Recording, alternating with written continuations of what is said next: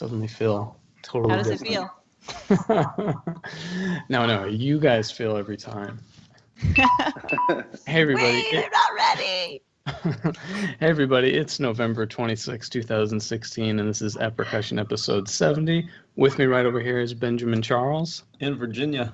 Yep, he's home for the holiday. So it's just a few days after Thanksgiving. Of course, when this gets released, it will be a good solid week and a half or so after Thanksgiving. But happy late Thanksgiving to everybody. And over there is Megan Arns. Hello. And at home running the only working recording software and on 4 different computers is Laurel Black. Yeah, and everybody who knows me knows to be worried about that. I'm terrified. So joining us from New Hampshire today is one of Percussion's favorite composers. If you guys haven't seen Steve Snowden's stuff, you really need to check it out. You maybe have seen recordings of some of his more popular works, including A Man with a Gun Lives Here, Unrung, Long Distance, Left of the Dial, and my new favorite, the Taos Hum. So thanks for joining us, composer Dr. Stephen Snowden. How you doing? Good. Thanks for having me. It's great to be here. Yeah, sure. Thanks very much. So what are you doing in New Hampshire right now? I'm actually I'm just visiting some family out here for Thanksgiving. I'm living in Boston now, so it's only about an hour and a half drive. So it's nice to get out of the city and spend a little time in the country. So. Where in Boston do you live? I live out in Waltham. Oh, yeah. I know Waltham pretty well. I used to work there. Oh, yeah? Yeah. Yeah, it's nice. It's a little outside of the city, but it's very quiet, and it's good for me. I mean, I work from home mostly anyway, so and it's a little cheaper than living closer into the city, so you kind of get a best of both worlds. You know, not too much crazy traffic out there, but you know, if I want to go downtown to go see the symphony or something else, it's all right there. Yeah. So. There was this really great. Anytime Casey came to visit, we tried to go to this diner on Main Street in Waltham. I don't know if you've. It looks like a diner, like an old train car type. Anyway. I think I know what you're talking about. Yeah. Yeah. I haven't been there yet. Yeah, but. So Laurel, did you ever make it there, Laurel? You always tried? Yeah, we did. Well, they always closed earlier than you expected. So you would traipse over there and then they were closed. Yeah. Gotcha. Yeah. Yeah. Laurel had a nice gig in Waltham playing Old MacDonald Had a Farm at a daycare center. Nice. Nice. Yeah. I On went marimba, from playing like Gunther it Schuller required in a grad 5-octave school marimba. to, yeah, Old MacDonald Had a Farm. It's a true story. Yeah. Well, I think we could go ahead probably and dive straight into some Facebook questions just to get Steve talking right out of the at the start. Warmed up. Yeah, so our resident at Percussion sports psychologist, Mike Cerrito, thanks for always giving us a good question. Mike says, where do you find your creative inspiration from the world and people around you? Oh, man. I did look over these, and this was like kind of the hardest one to answer because really it's all over the place. I mean, a big part of it is the people that I work with and just fellow musicians, you know, the way that they perform, their attitude toward making music or life or art, but also just things that maybe aren't typically thought of as being musical things. I'm really inspired by just sound in general. So I'm the type of nerdy guy who travels with like a little field recorder, a Zoom recorder all the time just to record sounds. You know, I'll hear some animal or some squeaky door or something, and you know, make a note of it and you know, take a recording. And a lot of times that'll end up serving as the basis for something musical that I do later. So maybe it's just a lot of times it has to do with transforming an object that's like a very everyday thing or very banal, I guess you could say, and putting it within a musical context. So I do that a lot with percussion music, whether it's using electronics or if it's like using an instrument that is like a non-standard instrument, like a tea kettle or you know, things like that. So yeah, I would say it's kind of all around, and I just try to keep an open mind and open ears, and just draw inspiration from whatever's around me and whoever is around me. So speaking of that, would you explain to us a little bit what the Taos Hum is? I looked it up and I thought it was I looked it up. I thought it was really interesting. And Is that how anyway, you say but that? Taos. Taos? Taos. Yeah. Oh, sorry. I don't know. It makes it sound much more, exotic. The Taos. Well, it's a city in Mexico, right? Yeah, it's a city in New Mexico. Yeah, and it's it's basically just a phenomenon that about it's like 10 to 20% of people in Taos report hearing this kind of rumble or hum constantly, and it kind of waxes and wanes. But it's something that really bothers some people. Some they just hear it and they don't pay much attention to it, but nobody really knows where it comes from. And a lot of people say it's like, I mean, most people, I think most like serious scientists would say like, it's just like psychosomatic, or it's people are just imagining this. But it's a real thing to them at least.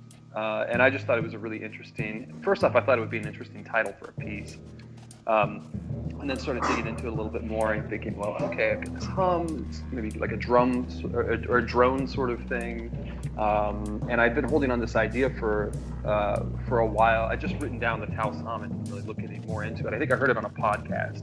That's actually, I'm gonna change my answer to the first question. The number one inspiration for me is podcasts. Actually, I get a lot of my ideas from podcasts. I'm a real podcast junkie.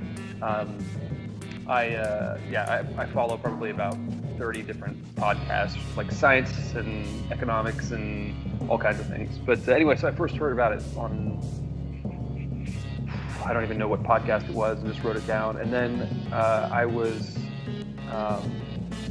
commissioned by a consortium of people led by Brandon Arvey to do a timpani and electronics piece. And I thought this would be a really cool opportunity for that, because I wanted to do like a drone piece, and it's got a lot of kind of depth or a lot of meat to it, that might be a good way to go about that. Plus, that's a really good opportunity for me to do something very musical with timpani, like very melodic, like having electronics that serve as like a really sort of almost static foundation, and letting the timpani sort of float on top of that, because that's not the role it typically plays, and it's usually the foundation for an orchestra. So I wanted to kind of subvert that a little bit, do something different. But anyway, yeah, podcast.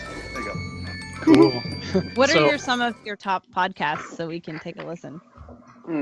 My favorite is Radio Lab. I know that's a lot of people's favorites. I love the sound design in that one.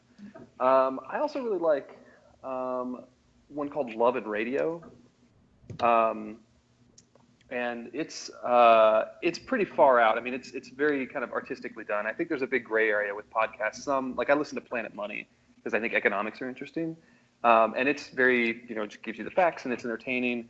But I like these ones that kind of go more towards kind of an artistic, I don't know, like sound design or storytelling in a non-linear fashion. So yeah, let's see, Love and Radio, and I'm looking at my podcast list right now. Yeah. Yeah, I listen to a lot of music podcasts too. I've been listening to The Portfolio Composer, the Music Publishing Podcast.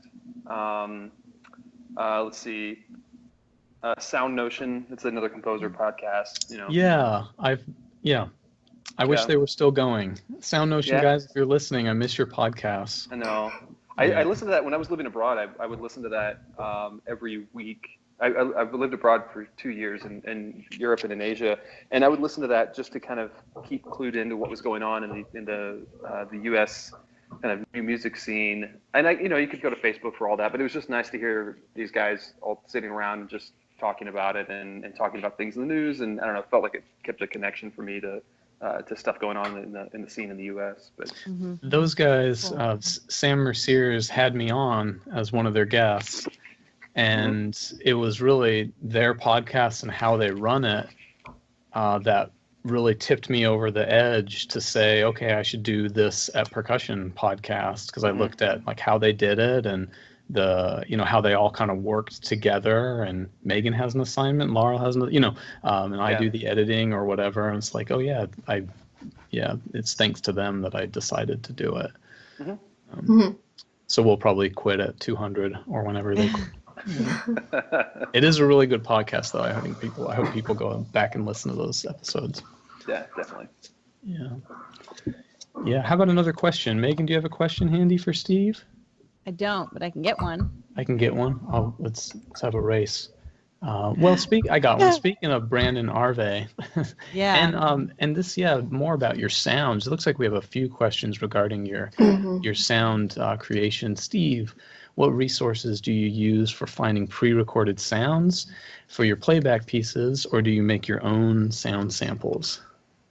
A lot of mine, I go both ways on that. So I do a lot of recording myself. I make a lot of mock-ups when I'm writing percussion music too. If I'm doing like non-standard instrumentation, like Unrung is for 3 desk bells and 3 metal bell plates, 3 steel plates and chopsticks. And I actually put together I composed that piece in Cubase. That's my main DAW that I use. And then I later went back and notated it all in Sibelius, but I built a sample library, so I had maybe a good like maybe 300 samples or so of just hitting a desk bell different ways, like muting it and hitting it, or hitting it on the very edge or on the top, or scraping it, or just any possible sound I could get out of it. So I'd record samples of everything, and that's part of my composition process for pieces like that. Once I have everything recorded, then I can take it and kind of arrange things how I want and experiment with it that way. So even though I don't have maybe the technical, I don't have the chops to be able to play the stuff that I'm writing, I can take the knowledge that I have of percussion and make it feasible, hopefully, and then ask questions. I usually, I'll send the part off to whoever's commissioning it and say, okay, let me know if anything's impossible or too difficult. But I can go through and actually get kind of a mock-up of it, and it's helpful for the performers too. But when it comes to working with electronics, I'd say it's a little of both. Either things that I find or things that I record myself. I've used some sample libraries that I really like. It's not as common for me, but there's a company called Sonic Couture that does really interesting samples, like broken toy pianos and like glass harmonica and just all these really odd things, like Bode piano. I have a really great, one of my favorite sample libraries that I have is a Bode piano sample library from Sonic Couture. And then otherwise, I'll make a lot of my own. So I spend a lot of time working with Contact, and I'll take recordings. And this, I mean, it's not just percussion music; it's everything that I write with electronics. I'll have, a recording of some cows mooing, and then I'll chop those up into little pieces and turn that into an instrument, basically. So I'm just building sampled instruments from whatever I have at hand. Pay attention, Megan. Don't worry about what Ben's doing. Hey, staying on sounds, Anna Elizabeth asks, why electronics? And I like this question because it's simple. She says, why electronics? How do you see electronics playing into the future of music? Yeah, no, that's a really good question. Because it seems like almost obvious. Like a lot of composers work with electronics now. I think you could look at it from several different standpoints, but for me as a composer, I love the expanded sonic palette that I can get from that. Also, I have my attitude as a composer is that I just put dots on a page, and people have to interpret those in order to make something out of them. And I can try to be really specific with notation, but I'm not the type to do it. It's just aesthetically, it's not me to be like maybe Fernie Howe or something where I want to be extremely specific with every little thing, because I really like that process of interpretation that happens. So yeah, I would say it's like moderately notated. It's not real sparse, but it's not overly detailed, because I want to make sure that that sort of process of interpretation is happening, and it feels like a collaboration. I actually gave, I'm going to give a shout out to Julie Hill. She's listening. I was just hanging out with her at UT Martin recently, and gave a talk to their honors college there. I was doing like a residency thing about music composition's collaborative process, and I think basically in every instance, as a composer is just part of a collaborative effort. So when it comes to doing something that sounds exactly the way that I want it to sound, I'll work with electronic music because it doesn't make sense to me to try to inflict that on live players and basically take away that freedom of interpretation that you have as a live human being playing music. And I have no problem inflicting that on my computer though. I can take, audio samples and manipulate them and do whatever it is I want to do to get something to sound exactly the way that I want it to sound. So what I end up with when it comes to live performers with electronics is oftentimes I'll have basically a tape part, whether it's an interactive piece with like live audio processing, or if it's just an instrument plus tape piece. That tape part is going to sound exactly the way that I want it to sound, and I can hone that and craft that to be exactly what I want it to be, and then that allows that element of the piece to always be consistent and always be exactly the way that I want it to be. Now it's up to the performer to interpret the notation on the page to be however they want to do that. So for me, maybe it's like an element of control within a medium that I think needs to have some flexibility. So I don't know. I like that. I like the richness of sounds. I also really love being able to reference specific things, ideas, or objects that we encounter every day and put them in a totally different context.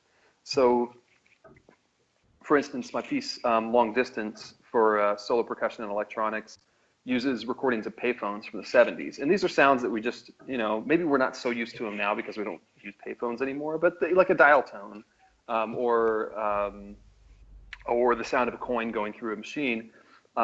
That's not so, I don't think of music whenever I hear that. But if you can take that and pair it with a musical instrument and a live musician, you put it within a musical context. So you can take a dial tone and you can actually make it a beautiful musical thing, even though in the real world, where it normally exists, it's not considered to be that at all. So I think that's a really great thing about working with electronics as well. My head is just exploding right now because you just spread off so many thoughts. Oh, sorry. There's two main ones. I'll go in reverse order.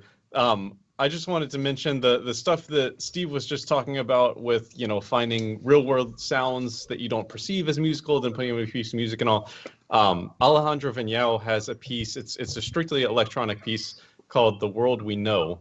And if you read his little write-up on his website about it, it's like it's basically what you just said about taking real world sounds and giving them some sort of musical application, and how some sounds can have kind of an innately comic sound or something like that, and trying to void them of that meaning to put anyway, you get the point. But the other sort of story question thing I had here, Casey's laughing because I'm excited. Is I started reading a book called To Pixar and Beyond 2 days ago. And it's not the same Pixar book that I've referenced earlier on other episodes called Creativity Inc. This one's written by a guy named Lawrence Levi, who was their, I think, chief financial officer. But anyway, he talks about comparing computer animation with live action film. And he says with computer animation, you have to nothing is there for you. You have to put everything in. If you're shooting a film and you do an outdoor scene, the sky is going to be there. But if you're doing it on a computer, you have to actually insert the sky and trees. No leaf is going to appear on a tree on a computer unless you specifically put it there. Where obviously if you're shooting a scene with trees outside, the trees all have leaves. So my question, you were talking about kind of going into computer music where you have this granular degree of control over everything. Can you go the other direction and tell us about how writing that sort of music has influenced your acoustic music where you don't have that granular degree of control? And you kind of hit on it a little bit, but if you could just expand on that. Yeah. No, that's my head is like, it is really important. I've spent a lot of time working in electronic music and throughout all of my basically my master's and my doctorate, my main focus was electronic music, and I was teaching it. I was just really heavily involved in it. And I think in particular, working with sound, working with recorded sound, has forced me to pay a lot more attention to the subtleties of sound, or analyzing or knowing what it is. So, for instance, like a violin playing a note, it's not just a note. There are all these components to it. Like the very beginning, there's only noise, right? You have even if it's very subtle, it's there. That's the attack. That's the percussive part of the violin. That's a percussive aspect of it. That it starts with that, and it goes right. I'm exaggerating it, but every instrument has that. There is a unique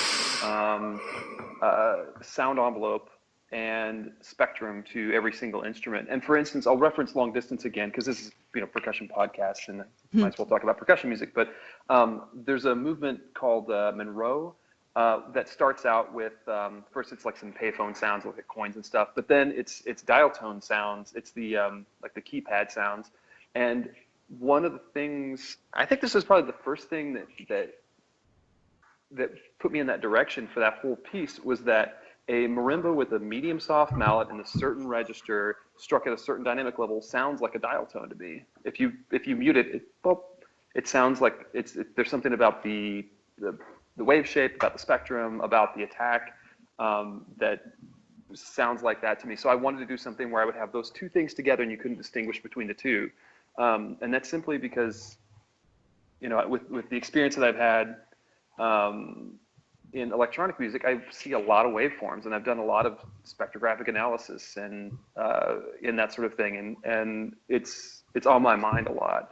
So when it comes to writing acoustic music, I do think about that a lot, especially with percussion, because it's so widely varied.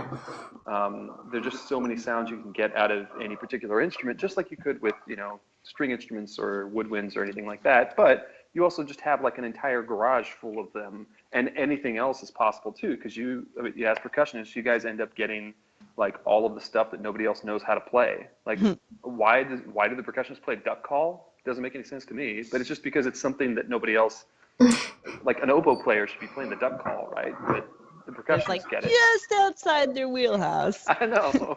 Yeah, and that's one of the things I love about working. Oh man, it made me think. I saw the Liquid Drum video, Todd's video with the wheelhouse. It's like we need to get this duck call in your wheelhouse. Right now, it's kind of out in the front yard of your wheelhouse.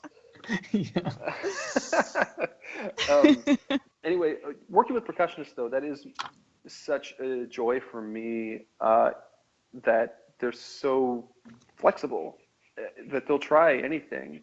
And, with some rare exceptions, if you have somebody who's like a career timpanist and that's all they do, that's a thing too. So, but it's like Ben. Ben won't try anything.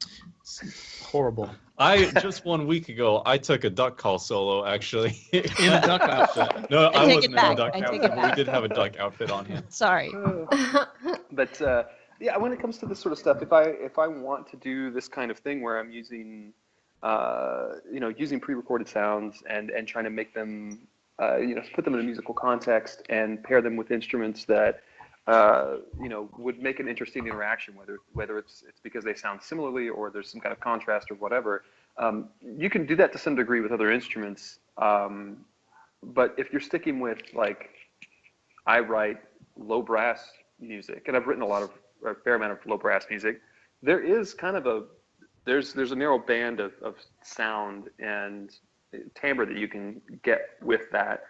And when you expand that to percussion, it's really just anything. I think just having had that exposure to electronic music and working with that so much, and that's the most comfortable thing for me as well, because I also didn't grow up with classical music. I didn't grow up like really with much music in my family, except my grandpa on my mom's side plays pedal steel guitar in a honky tonk band. But I just didn't grow up around a lot of that. So my introduction to composition and to classical music in general is actually Frank Zappa, because I listened to this album called The Yellow Shark from 1992 or 4 or something.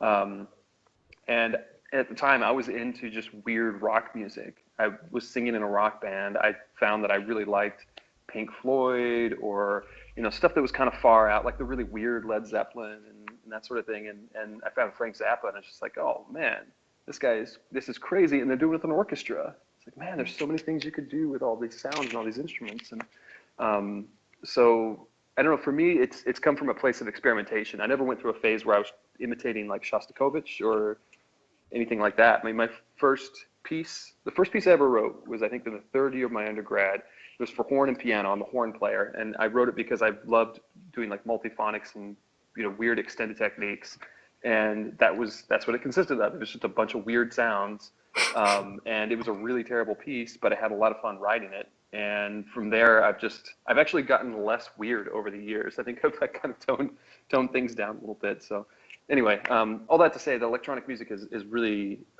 in working with audio, is a foundation for me musically, and just thinking about sound in more abstract terms. Instead of thinking like this is a bassoon playing, I can think, okay, this is the sound profile of this instrument, and this is a timbre that it has. How would that timbre work with these things? How would that compare to a recording of a vacuum cleaner? I don't know, something. But anyway, sorry, I kind of went far afield there. But. Well, I'm curious, Steve. What's your main instrument? Because sometimes you can tell by the works of a composer. And I was trying to guess, like, maybe he studied percussion a little bit because he's written so much for us. But then I thought, no, we tend to. Like if somebody writes one piece and we like it, every percussionist is then like, hey, write something else. Yeah, there'd be more paradiddles if he was a percussionist. So but usually like composers who are pianists, piano pervades everything. But I kind of can't guess what your main instrument is, or are you a singer mostly, or? I'm a horn player, French horn. Oh, okay. Yeah. Cool. Yeah, I mean, I've done some singing too. But it's kind of funny. Most of the music that I write involves percussion in some way. And I've just been working full time as a composer for a few years, so I'm just working on commission. So I just take what comes. And luckily for me, that's a lot of percussion music, because I have a lot of fun writing that, and also strings for some reason. When I was in grad school, I thought, man, screw that. I'm not going to write a string quartet. I was like, there's too many of them out there anyway. And lo and behold, like a bunch of my commissions over the past few years have been like major pieces for string quartet. I don't want to think of them as a string quartet, Beethoven's string quartet, something like that. But I don't know. It's kind of nice that it's worked out that way. I haven't written a chamber piece that includes horn in 7 or 8 years. You mentioned you'd written a lot for low brass, though. Is that a particular person or group or something, or what led to that? Yeah, I've written a bit for that. I would say my second most performed piece is a piece for tuba euphonium quartet that I wrote during my master's for the grad quartet at University of Colorado. Okay. I would say my most performed piece is probably Man with a Gun Lives Here, partly because a lot of groups have played it, but also Line Upon Line. I was just with them a couple weeks ago. Adam's pretty sure that they played that like over 200 times. So it's gotten around. It's kind of their go-to. It's sort of their signature piece. But it's easy for them to get to play, because all they need to do is find a bass drum, and all the other stuff is pretty small, and they've got it memorized, and they can put that together kind of at the drop of the hat. So. Well, you just mentioned, or a few minutes ago, you mentioned Julie Hill, because you had a piece premiered like less than a week ago, right? Yeah. Yeah, can you talk about that? Yeah, oh man, it was so much fun. This has been a bit of a whirlwind.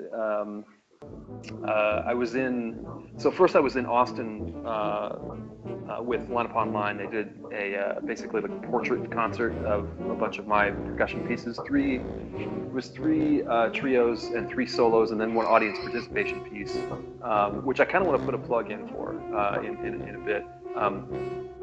And then I went to UT Martin to do residency out there. So I coached a bunch of ensembles. I gave a lecture to the Honors College, and then did like a composition masterclass. And then we had another portrait concert with that. So I think it was maybe 10 pieces. And they commissioned a new piece for sax quartet and percussion quartet. And it was a blast to write that. And I'm really for percussion now, I'm really into like minimal gear, just doing the most I can with the least amount of things. Which we appreciate, by the way. Yeah, we're into that. So with this one, it was a 5-minute piece, and I thought, 5 minutes? I mean, I can just work with nothing. How about I just do hand claps? So I put together like different types of hand claps. So the whole percussion part just consists of hand clapping, and I thought it came off really well. I thought it worked really well. And it's funky, it's rhythmic, it's got a groove to it. It's kind of a nice, it'd be like a good opener, or like maybe like an encore piece or something. But yeah, I was going to mention one of my favorite experiences with that though was this piece that Line Upon Line actually commissioned a couple months ago. They wanted an audience participation piece, and so I wrote one for balloons called Looner Eclipse, Looner. And nice. It's a video score, and I actually just put it up on my website. And I've got it up there for free. So if anybody ever wants to do it, you can download the video, and all the instructions and everything are there. And it was so much fun. With the Line Upon Line show, there were maybe like 75 people at each show. They did a few nights in a row. At the honors college or the honors school, the scholarly whatever at UT Martin, there were like 150 people there. So it was this huge crowd. We had to go out and get a bunch more balloons. But I have to tell you that the sound of 150 people with balloons all going at the same time was amazing. Wow. And the piece is just a video score. So it has like instructions at the beginning, and it's all kind of silly and fun. And then I divide the screen into quadrants just like we are right now. And if you could imagine that there were 75 people following each of us individually in everything that we did and sort of imitating. So it's basically set up like that. But that was, that was a lot of fun. And I'm really enjoying getting into that sort of thing, like trying to do music that's not traditional notation that anybody can pick up and play and people can just have fun with it. Anyway, but that whole trip, I mean, hanging out with Julie, finally, this is the first time I've met her in person before. We've talked a bunch before, and she's just kind of a larger than life figure, I think. And all the students there too. There's this group, Arc Trio. They're an undergrad group out there that they commissioned the desk bell piece actually, Unrung. Oh, really great working with them, and yeah, I had a blast. It's such a good program out there. Very cool. Wow, Julie's amazing. Yeah, we had Julie on. God, she has been on the show. One of our first batch of guests, wasn't she? It felt like the early times. Yeah, it felt like the old days. Yeah. Back when we had Google Hangouts doing all the hard work for us. Yeah. Yeah. Oh. Hey, well, Megan, what you been reading? What's New Music Box have to say about it? Yeah, so I came across this article on New Music Box, which is a great website for those of you who haven't come across it before. But this article is called Decolonizing Our Music, and it sparked my interest as an ethnomusicologist, obviously, decolonizing our music. But when I read it, it was not really what the title suggests or what I assumed the title to suggest. It's written by a man named Gary Engel, who's the executive director and CEO of Music Teachers National Association, MTNA, in the U.S., as well as the president of the National Music Council of the U.S. and a vice president of COMTA. So what I thought started in ethnomusicology, or I assume was ethnomusicology, ended to remind me the most of collaboration and working together to kind of unify our mission of supporting music and showing and talking about the importance of music and its existence. And so I have a couple of quotes I pulled out from this article, but you can find it on New Music Box if you just search Decolonizing Our Music by Gary Engel. I think it's still on the homepage. But I'll finish with kind of his closing statement, which is, we must use the empowerment and collective strength of all of us who are committed to decolonizing music, to reconciling the new with the traditional, to changing the paradigm from either or to both and to ensuring the viability and availability of all music to all people. And so he kind of starts with the conversation of how we typically view colonization with countries and globalization and religion and militaries, and thinking of kind of swallowing up indigenous music and music floating away in that way. And instead, he kind of parallels that idea to companies and calls it digital colonization. So he's saying that companies with the financial resources and the political clout often impose a uniformity on the consumption of the music they believe is popular and therefore profitable. And of course, he's referring to kind of these very large Apple and Google and YouTube, owned by Google, things like this, that are telling us what to listen to, and who are the people that are behind this, and are we representing everything are they representing everything that is actually out there? Of course not, right? So he's saying that this scenario has forced indigenous music and even our beloved classical music into competing with everything else, such as sports, popular music, and even each other, classical music and indigenous music. So let's see here. He brings up a really good point that this turns into an idea of either or. So decolonizing music involves a conscious decision to move away from an either or colonial mentality or to a both and or decolonized mentality. And he's saying that the common thread of colonization, whether it's colonizing new music or music that is new, is an either or mentality. However, the either-or colonial approach is not healthy or even desirable for a flourishing culture, thus the necessity to decolonize our music. Let's see, what else here? And he's saying that it's kind of up to us to decolonize this music, and we must become reconcilers, or to use a musical term, harmonizers. We must reconcile the new with the traditional, affirming the both and dismissing the either-or. Let's see here. One more thing I wanted to bring up. And finally, so this kind of reminded me of PASIC, that we all just kind of walked away from. And what is the point of PAS and PASIC and all of these things? And, if it wasn't there, what would we be missing? And of course, it provides us with lots of great resources and a convention and a time to come together and to share the music that we love. However, what would we be missing if it wasn't there? And I think that it is our duty, our mission, to come together as percussionists, or as, in many different forms. And the central reason for that is empowerment. So he says, the central reason for all of our associations, societies, and councils is empowerment. As members of groups like these, we are able to exert an influence on these companies that control who and what gets heard in the media. This is not possible by individuals acting alone. To use a musical metaphor, organizations like the Music Council of the Three Americas and the International Music Council represent a unified voice rather than several voices singing their own tunes.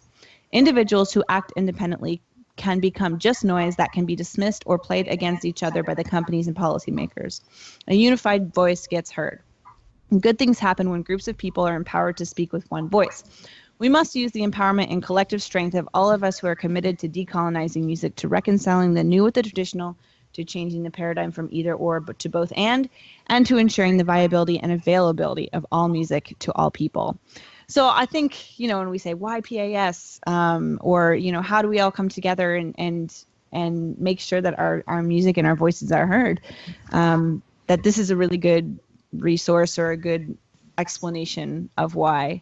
So I thought it was a good topic for today because Steve is such a collaborative composer as well, and even bringing together percussionists, but bringing together different forms of media and artists from different disciplines, and using video and using electronic music in addition to the acoustic music that we make. I think that also is sometimes can be a louder voice that reaches more people. So I don't know, Have any of you guys read this article, or do you have any thoughts on it one way or the other? Yes. So I had mixed feelings while reading it, and I don't know if I agree with the premise of what he's saying. And I also saw, and I should tell everyone, that this article is drawn from a larger lecture or convention or something that. Yeah. And when I clicked on that link, I couldn't find any more. It said something along the lines of no longer ticket sales are no longer available or something. It didn't quite make sense what it took me to, but I like the analogy of, okay, like digital stuff, Spotify, iTunes, all this stuff.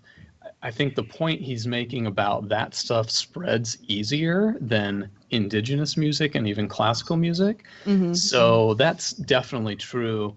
But I kind of get frustrated when people talk about the big industry and the big corporate evil, the big evil corporations, because I couldn't help thinking of our Tony Cerrone episode where we were talking about all the strikes and how much money was involved. And if you kind of compare, and I did a little research, and I don't know if anybody has any guess as to how much it costs for Nirvana, the famous band Nirvana, to make their first album.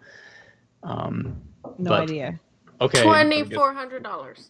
Okay, $2,400. What'd you say? I would say it was low. It was like under $1,000. Yeah. It was something, and this isn't the album that everybody went out and bought. That was their second album called Nevermind, which I bet we all bought when we were in 8th grade. Yes, I assume. I Yes? did not, but I Oh, bought it. Sorry. Oh, I like way bought it. So Yeah. in 8th grade. And so that their first album was called Bleach. And you can hear it's not nearly as high quality, but it cost under $1,000 to make.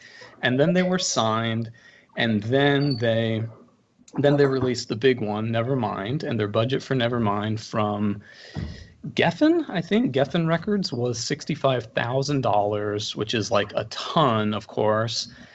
They went double that to produce it, but in the height of it, they were selling something like 300,000 copies a week. Wow. So, and Okay. it topped Michael Jackson's, whatever his current the Billie Jean album. It like beat that. And it was like screamingly wildly successful. And I saw a quick little thing with the sound engineer or the recording engineer for their first CD. And he said, yes, it was cheap, but holy crap, they were really well rehearsed and prepared. So they went in there, these couple of, 3-4 guys, I don't know what the original Nirvana was, but and they worked really hard and just paid with their own money, and then had this huge success that followed. So it's I don't know, I had mixed feelings while reading this, because it almost made it sound like anything that's big and popular is only popular because it has, big guy with a cigar pulled up in the limo and said like, hey kid, I like what you got, I'm gonna make you a star. It's like, that doesn't really happen anymore. So I don't know, I couldn't help thinking of the Philadelphia strikes and all those huge figures of money we were throwing around, when like, dude, Nirvana made themselves for $1,000. And nowadays, another one, I was actually looking for the Killers. I was really curious, like, how much did the Killers spend on their first album? I couldn't find it. But it would be very easy to view the Killers in this way, like, oh man, they're like so corporate, big shot, major industry. They started the same way, like super grassroots, all themselves. And, when I was in grad school, that was like, the Killers were like this underground, independent, moving thing. So anyway, I don't know. I liked the article, but I also I just didn't quite agree. I think classical musicians need to do better, Anyway, I said too much. I think I'm kind of on the same page as you with a lot of this, and it's funny because now I hear you hear it's just luck and very few people can make it, just in any field of music really. But then you also hear but anyone can make an album now. It's so easy and cheap, and you have high school kids that can do it at home. And one of my favorite current artists is named Jacob Collier, who started on YouTube with making these just insane, crazy videos with all sorts of production value and all. And if you look on the first ones, he used one microphone to make all of his early stuff. And now he's managed by Quincy Jones and is working with him on production, and has worked with Snarky Puppy and all these other people. So yeah, I don't know. It's funny to me that technology has kind of democratized music and made it possible for anyone with an idea really to make something. And you look back at how on earth did John Cage become a thing before we had YouTube for him to proliferate his music, because who was performing those for? I don't know. It's interesting to me. But I think the issue I have a little bit more is the process of them being the music curators, right? So I think it deals less with money. I think it's more of like who holds the money, who has the power to curate, and in what way are they curating? And I don't know. Well, maybe you would say in that way the algorithm is kind of the most powerful member of this whole equation here. Is like the Pandora or the Spotify radio or whatever algorithm is making the biggest difference with all that. I don't know. I mean, I agree too. It's like the model has changed, and I guess it's kind of easy to confuse whether we're talking about money or we're talking about like taste or popularity or things like that. But yeah, I mean, the whole model has definitely changed. So I don't know. I feel positive about a lot of things in that people can make music so much more easily and cheaply, and you can find your audience out there too. And I've listened to a lot of again podcasts because I'm a big podcast junkie. Podcasts about how to maintain a career as an artist, as a musician, and there's this idea of the I think it's like 1,000 core followers or fans. So or if you, I mean, it depends on kind of money you're looking to make or what kind of field you're in or whatever. But if you have enough just like core fans, even if it's not a huge number, if it's people that are really dedicated to what you're doing and really excited about the music that you're putting out, that makes a huge difference. And I think it's still possible to find that now. It's just the level of kind of widespread popular success is maybe more dictated by Google and Spotify, because that's the mainstream. That's how people get their mainstream music is through that. But if you want to listen to like steampunk polka, it's out there, right? Yeah, I mean, I think you can. Sorry, go ahead. Google has always existed. It just hasn't always been Google. Like back then, it used to be the king that was choosing tastes for everyone, or so something like that. But like you said, now actually it seems like we have even more access to a variety of stuff which we used to not have. Yeah. Well, yeah, I mean, I think it's great for us. I totally agree. But like also looking at what just happened with this election, I think that for me, mainstream is becoming way more important, whereas something I felt like I could dismiss before, like mainstream is like now a goal. It's like, how do we as artists get in that mainstream? Yeah, not it necessarily, suddenly like how is our matters. voice heard more? Because clearly, I don't know. Yeah, I had that. That was my I had two main reactions to the article, and one of them is like made me think of something that came to my mind a few days ago. Just totally what you just said, Megan, of mainstream and how I kind of thought, well, we can just live in this part of the world over here and not worry about these particular things because we know that we have our people that love what we do and that makes it matter. And yeah, I kind of had to reevaluate like hang on just a second, because a few years ago my violinist and I, for our little marimba violin duo, got an email from like America's Got Talent, and they said you guys should come and audition on the show. And my reaction was like, hell no, I am not getting a marimba. I am not organizing this just so you guys can like make fun of us and call us music dorks. And yeah, but now I was like, man, should we have done that? Like, what could that have done for this that would have been good? So, yeah, I'm totally with you there. And then my other reaction to the thought of, like decolonization, it made me think of how there's a small rift, as it seems today, in people who are performers and even composers of new music, and that there's some of them think it has to be like it can't have any approachable aspects. Like if it's too poppy, it doesn't count.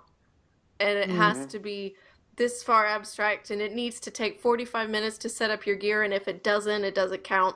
And it like there's this kind of rift that exists, because I was thinking of some programming for a festival that's happening here, and it's just a new music festival. That's what it's called. No, it's called a contemporary music festival. And you mean everybody JMUs? Huh? You mean JMUs? Yeah. Oh. Yeah. And we can, like, people kind of offered up, we could perform this, we could do this. And then there was a group of people that just said, no, we don't want that. That's not new enough. That's not right. That's not this. It's like, well, hang on. Like, everything people are suggesting has been written in the last 50 years. Maybe it just doesn't fit the vibe you want, but is it such a good idea to, like, teach ourselves that there's this group that only plays the serious contemporary music, and then there's these guys that do the poppy kind, and these guys that allow themselves to do, like, cover band stuff? That's kind of how I heard it.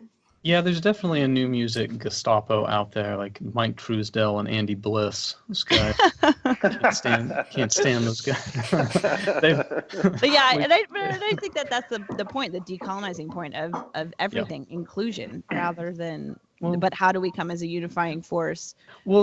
As and being inclusive. Yeah, and don't get me wrong, I hope it didn't come off as me sounding like I thought it was a bad choice. You jerk. I know. Me, Andy Bliss, Mike Truesdell, new music Gestapo. But I was totally really glad I read it, and I thought it did get at like kind of this complex thing. And I think what it did say that I don't think there's any argument about, more popular type music has a better hand to play with digital distribution, because like Ben said, anyone can make it's amazing what people are making in their basements with even acoustic instruments. They're doing really amazing complex acoustic recording in their basements. So that's great because, like Ben said, it means anyone can have a shot at it. You don't need a big corporate fat cat to like choose you and fund you. Mm-hmm. But yeah, the article is also saying that this digital distribution assistance, it is much easier to distribute something you made out of your basement than getting a symphony recording together. That costs so much more. That's so much harder to get off the ground than something you and your friends do on your own time. Mm-hmm. But I don't like the idea of calling it, colonization. It's like that implies you're kicking something else out. Like, oh, this classical music can't flourish because Lady Gaga's doing too good. And I just don't agree. It's like, no, that's happening, but this other thing needs to happen more too. And probably the thing to take away is, classical musicians and contemporary musicians need to utilize these tools better. Yeah, I think that's the big message. There's a lot of false dichotomy that if Lady Gaga is popular, that means that classical music is in trouble, or that new music isn't happening enough, or something. That they really have nothing to do with each other. Right, exactly. Right. So when you colonize, and the article even opens with talking about conquistadors and Spain colonizing in the time of Christopher Columbus, to open up the broader analogy. And it's like, yeah, but that's like conquest. That's like, classical music is being destroyed. Like, they're not bulldozing over symphony halls to make pop music recording studios, but it kind of, fundamentally. But that's the point, Casey, of decolonization. Right. Right. Yeah. But I do understand, the choice of the issue with the choice of the word, the root word, colonization. Right. So to say, so that's what I mean. I disagree with the premise. Like, we need to decolonize because we are colonizing. There's no conquest here. There's all sorts of obscure music on Spotify available also. I mean, Spotify and iTunes is happy to sell you anything that you'll buy. I mean, if Leonard Bernstein is really popular on iTunes, dude, they will sell it just as happily as they will The Killers or Lady Gaga. That's just a fact. I was going to bring up actually another question that we didn't get to that I think plays really into this, that I saw on Facebook here. Nathan Siegel says, with electronics becoming increasingly more involved in classical compositions, the elephant in the room becomes what will become of standard orchestral practices that have been done for hundreds of years, like playing Mahler 5. How do you see the area of live performance progressing in the future, and in what direction will it move? And I think that maybe plays into this because we're talking about dichotomies basically. And I mean, my feeling is, in life in general, it's not built out of dichotomies. It's always more complicated than we want to believe it is. So there's often this sort of dichotomy, or a perceived dichotomy, between traditional classical music and new music or contemporary music or whatever you want to call it, and that one is replacing the other.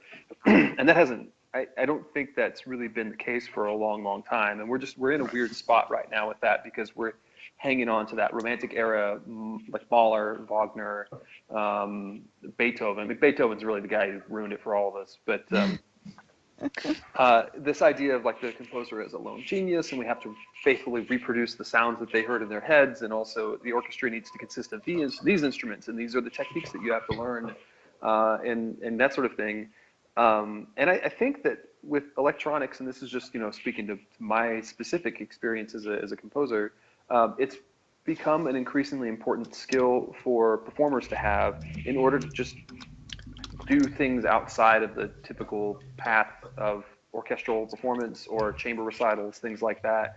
I mean, if you can work with electronics, or if you, like, let's say you want to book a solo tour,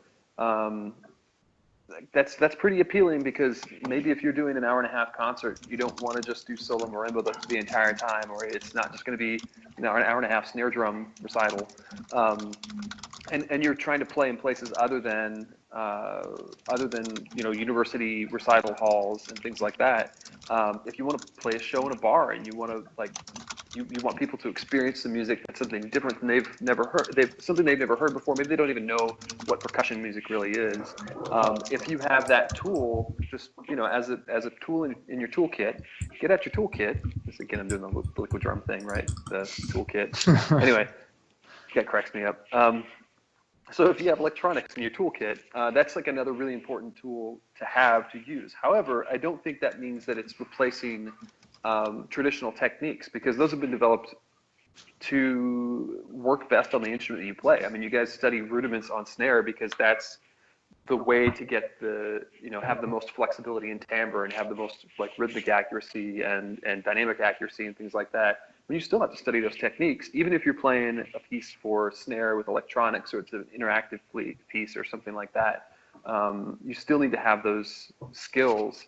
And I think it's also the idea with this whole kind of dichotomy, or I don't know, it's the idea that there is like a fixed size pie, and we're all fighting over the biggest slice that we can get out of the pie, and it's not really the case. I mean, we can grow the whole, we can grow the whole pie. So in terms of like places you can play or things you can do, I mean, and I haven't certainly had to learn a lot of things the hard way, but I found programming a concert in an abandoned warehouse or in a bar somewhere, even if it's far out, like really weird experimental stuff, people are really receptive to that. And that's something that I didn't have to bother with booking, some recital hall at a piano gallery or something like that. I mean, you could, just by having things set in a different place, you can present the same music, the same piece of music, and it means something totally different. And you're basically creating new space for that, and you're creating new opportunities for people to hear this sort of music, and new opportunities for performers to get paid, because that's part of what I end up doing as well as a presenter, is getting people paid. But I think there are a lot of opportunities out there, and there is this, I think, this mentality that traditional classical music or orchestral music is being overtaken by all this new stuff, or it's Lady Gaga is kicking down the doors of the concert hall to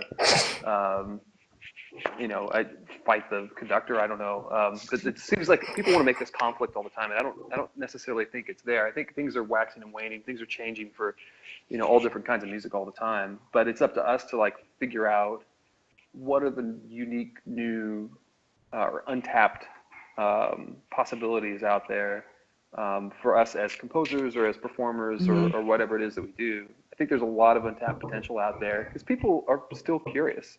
I think that's inherent in the nature of people. They're curious and they want to experience new things.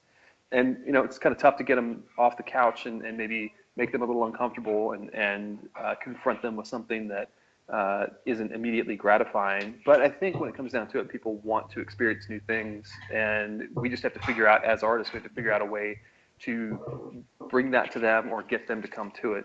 Mm-hmm. Yeah. And well said. And one of the things Megan said right at the start of of this article was, you know, trying to get our thing into the mainstream a little more, and something I just have wondered for a long time, is it inherently not mainstream? You know, like it, just because of the amount of attention and demand it requires. You know, will John Cage's Walk ever actually be mainstream? I don't think it could be the same thing. You know, I mean, there's Sure, just yeah. there's just no such thing as those. I've wondered, but how about we close with another question or so for Steve? How's that sound? Yeah, good. I did have one last thought about the art. I mean, this is a very literal thought process about colonization, but about indigenous people and what shows up. Not at any point in school until I got to college and had an ethnomusicology class was there any discussion about music of Native Americans in my education, just in terms of, yeah, truly indigenous people to the land where we are. Yeah, just thinking about that. Yeah, good point. I mean, I should probably add this. You know, you should read this article yourself, because I'm probably sounding more combative than it maybe is, and it's just 4 more definitely years of douchebag. it's just how I read it. But anyway, our friend Lucas Garner says, in the percussion community, we find that many successful composers have had no formal composition training. What value did you just flip me off? What value do you believe there is in formal composition study, such as getting a postgraduate degree in music composition? Yeah, I remember reading that one. I do think there is a lot of value in that. That said, there are a lot of people out there who I think are really excellent composers who who are maybe performers first, and they compose for their instrument. That's pretty common. So a lot of percussionists who write percussion music and maybe don't necessarily even want to venture out beyond that. I mean, they're writing things for their friends and for themselves, and can generate some really interesting rep within that. And you find that in any family of instruments. But I think for me, if I didn't have any formal training, first off, I probably wouldn't be a composer. But the whole reason I even went to college was for music in the first place. But I think I wouldn't be writing percussion music. I probably wouldn't be writing music for woodwinds or for strings, or because I would have a difficult time venturing outside of what I already know in terms of technique. So I think formal training allows you to understand the technical ins and outs of the instruments, understand things like orchestration. So if you're working with mixed chamber ensemble or large ensemble, now that's a big thing there is like writing for orchestra. I think it takes, and that's not even to say that I'm very good at writing for orchestra. I don't write much large ensemble stuff. I'm working on it, or like writing for a band. I think that formal training is really, really helpful for that, because you're writing for all these different instruments that have different quirks, different timbres, understanding how things are going to fit together, all that. I think it's that, plus it gives you some time to explore things. I think spending time in school in grad school, if you're a composer, that's a really safe place for you to experiment and just try all the weird things that are not going to work, and all these crazy ideas that are just, they're going to fall flat on their face. And that's okay, because you're in school and you don't need to pay the bills. You don't need to pay the rent with this, with a commission fee or something like that. You're just writing for your friends, and you can experiment and take lots of risks and do things that way. So I think there's that, and also just having a mentor, or having some people to help look at things like, I don't know, stuff that maybe takes a little longer to get a grip on, like maybe ideas in like form, or like larger structures. Like if you're going to write a 45-minute piece, how are you going to pace that? What is the structure of that going to be? How are you going to keep people from getting bored, or not give away too many of your ideas too quickly, things like that. So I think there's a depth that you can get from for more formal education in music composition. It's been beneficial to me, and also like computer programming. Actually, for me, I took three semesters of Max MSP. I took 2 semesters of C Sound, experimental controllers class. I mean, those kinds of things. Having access to the facilities and the faculty was really important for that. So I got to be very comfortable with those kinds of things, like programming things in Max MSP and doing interactive pieces and stuff like that. So I think it's really beneficial. That said, I've heard a lot of really great music from people who are maybe performers first, or maybe just kind of dabble in composition or do it every once in a while. But I would say that a big part of your formal training just is generally becoming a better musician. So if you know how to listen and you have good taste, like have you guys seen the Ira Glass video? It's like a minute long where he's talking about taste, and it's worth checking out. Check it out. Yeah. Yeah, it's like him doing an interview or something, and he says, the difficult thing here is when you first start out and you're doing creative work, you do it because you got good taste. So you know what sounds good, what works. And so that means that you hold yourself to a high standard, but the problem is you don't have the skills to actually build something that lives up to your standard. So it can be really frustrating at first. And that's why, like for me, my first several compositions were not any good at all. I mean, but it was a learning process, and I could realize, okay, this little piece of this thing does seem to work, and the rest of this doesn't, and I don't know exactly why. And a lot of it's just maybe trial and error, or just like doing it over and over again. But eventually, your abilities as an artist, as a performer, maybe like let's say playing drum set, like you can listen to a set player, and you can know that set player is a really amazing player because you get the taste and the experience as a listener, but you can't play like that. And then you try to play something, and it's like, man, this is just not nearly as funky as it needs to be. I know what the funk feels like. I know what it smells like. I just can't quite reproduce it on my own, I think once you get a lot of experience with that, just as a composer, like failing a lot, or as a performer, just like fail plenty of times, and you learn your lessons, and then having some other people along the way to help you out, I think is really great too. So having an experienced mentor that can, maybe say, I remember trying that before and it didn't work at all. Maybe you consider going this direction or something. So you don't have to make quite so many mistakes on your own. You can learn from other people's mistakes, basically. So I would say it is a helpful thing, but I've heard a lot of really great music by people who don't have any formal training at all. So I guess it just depends on who you are. I think for me, I probably needed it. Some people maybe they don't, but yeah. Cool. Ben had a quick question, which is, do you ever get confused for that WikiLeaks guy? Actually, every time I go through customs, I travel quite a bit, and every time I go through customs, they make a joke about it. Every time. They're like, oh, how's your brother Edward doing? And there was a while there where, this is like, I lived in Hong Kong for a year, and I moved there 2 months after Ed Snowden left Hong Kong and went to Russia. And so I went there in August of 2013 or 14, I can't remember. And I actually had trouble with immigration, with getting my work visa through Hong Kong. The university I was working for thinks it probably has to do with my last name, actually. It took way longer than it had with anybody previously. And so I ended up having to take the 24-hour trip from Austin, Texas to Hong Kong, and then immediately get on a 3-hour ferry ride to Macau, so that I could turn around and come back to Hong Kong and get my passport stamped with my work visa. Oh my gosh.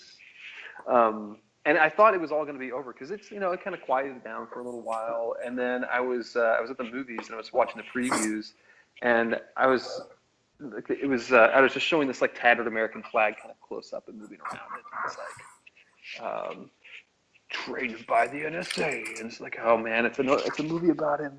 And God, I thought this was all just gonna go away. I might have my and then it said it's this Oliver Stone movie, and it's this Oliver Stone One Nation Under Surveillance. And I was like, all right, that's a great title. I'm glad they went with that. Good. And then it goes, Yeah. Snowden. No! But that's it. I actually want to see that movie. I haven't seen it yet, but it looks good. Yeah.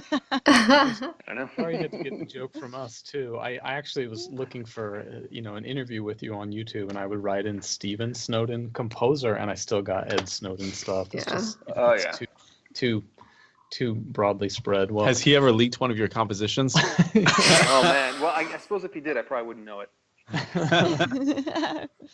So Laurel and I were talking, and we were thinking that we would start a new thing on the podcast, which we would call something like a quick quote with Laurel, where we have all these great short composer quotes, and we would pull these out if there was a lull in the episode, or we weren't transitioning from Ben's segment to my segment or something. But there was never a lull in this one, so I think we're just gonna use it to wrap. So Laurel, give us a quick quote. Do we have to guess who it's from? Is that the... No, we're not playing Sure. a game. No yet. guessing today. Today's quote comes from none other than Miles Davis. He says, "You have to surround yourself with musicians who think, not ones who are comfortable," which kind of sums up all that we've done here in the last hour and 10 minutes, I think.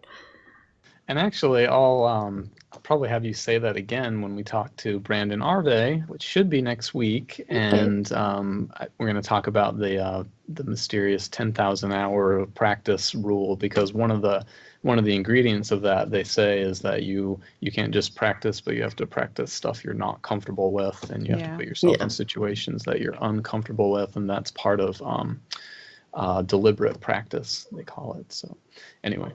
Cool. Well, hey, thanks, Laurel. Thanks, Megan. And thanks, Ben. Thanks, you guys. And man, Steven Snowden, this was really awesome. Thanks so much for giving us so much time and just such great thoughts. And keep up the great work. Me. Thanks for having me. It's great chatting with you guys. And I'm sure I'll see you around. It's a small world. Sure. Cool. All right. Hey, well, thanks, everybody. Catch you next time. All right. Bye. Bye.